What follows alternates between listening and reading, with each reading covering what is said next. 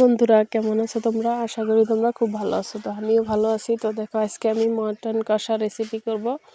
তার জন্য আমি কড়াইয়ের মধ্যে দিয়ে দিলাম তেল, তেজপাতা, অল্প পরিমাণ পেঁয়াজ কুচি।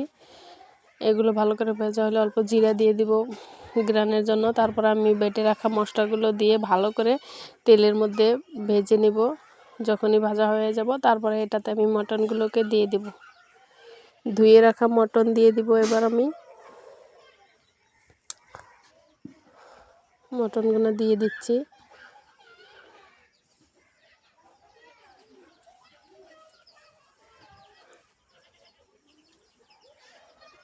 মটনের সাথে আমি অনেকগুলো পেঁয়াজ কুচি, 4-5টা মান পেঁয়াজ কুচি দিয়ে দিছিলাম। এবার দেখো, ভালো করে নেড়ে চেড়ে নিব এটাকে। এখানে মরিচের গুঁড়ো, হলদির গুঁড়ো, লবণ এইগুলোকেও দিয়ে আমি ভালো করে এটাকে কষিয়ে নিব। ভালো করে নেড়ে চেড়ে কষিয়ে নিব।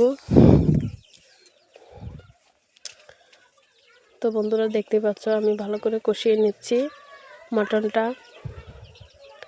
এখানে অল্প বড় সাইজ করে আমি পেঁয়াজ কুচি করে দিছি, যেহেতু এগুলো গ্রেভির জন্য দেওয়া হয়েছে।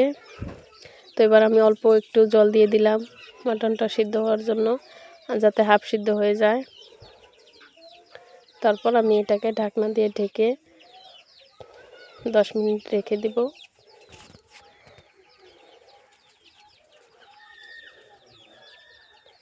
এবার দেখো বন্ধুরা, এবার আমি এটাকে অল্প নেড়ে চেড়ে এটার মধ্যে আমি আলু দিয়ে দিব। নতুন ধুয়ে রাখা আলু দিয়ে দিব, বড় বড় সাইজের করে কেটে রেখে দিয়েছিলাম। এবার আলুটাকে দিয়ে আবারও আমি মটনটা কষিয়ে নিব।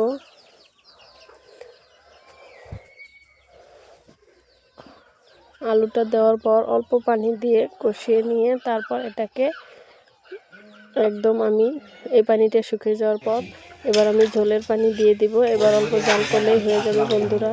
ভালো লাগলে লাইক করে দিও। টাটা।